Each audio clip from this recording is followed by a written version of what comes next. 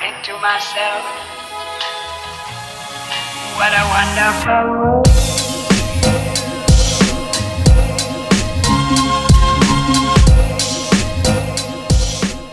Oyster mushrooms are quite resilient to bacteria, to other fungi and things like that. So I don't know how much knowledge people have of mushrooms. It's not really a root system, but what it does is it creates a network underneath the soil or in its substrate. For example, we're using a cross between hardwood pellets and soy pellets. So that basically just gives it something for it to feed on. And eventually that will spread and spread and spread until it fills up its space, and then it begins to fruit, basically. What we're going to be doing today, we've only just started doing this technique at the mushroom farm that we're running. It seems to work quite well.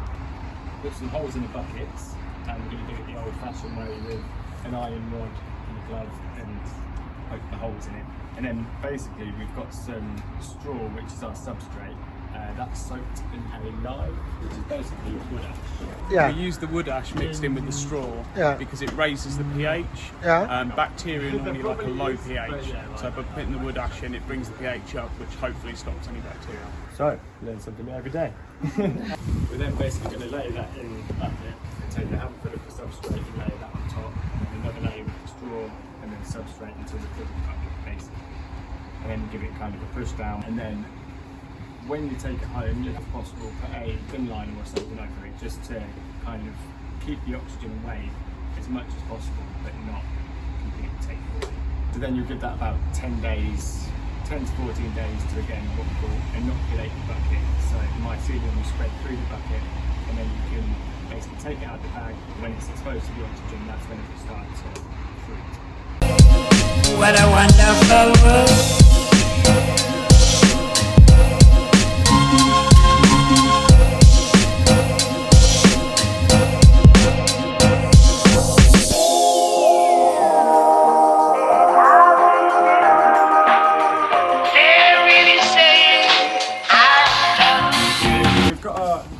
Sterilised and holy buckets. The next step basically is this is the straw that's been mixed with the wood ash just to sterilise it. So don't want to try and get too much water in there, but it doesn't matter anyway. So we'll just basically put in a small layer at the bottom, and then we're going to take about a fistful roughly. This is the mycelium. They're basically the roots of the mushroom. Okay. So they're what will inoculate and spread throughout the straw to then fill the bucket with the same substrate, and then that's where it will fruit. So we're just crushing it up and layering it basically, like lasagna method, I think they call it.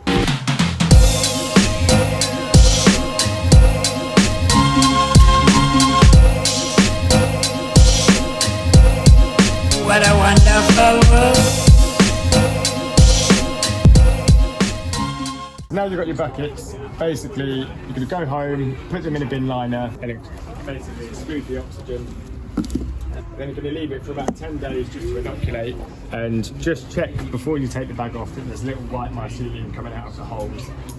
And then when you take the bag off, it should take about 4 to 5 days to fully fruit, maybe a little bit longer. And I think to myself,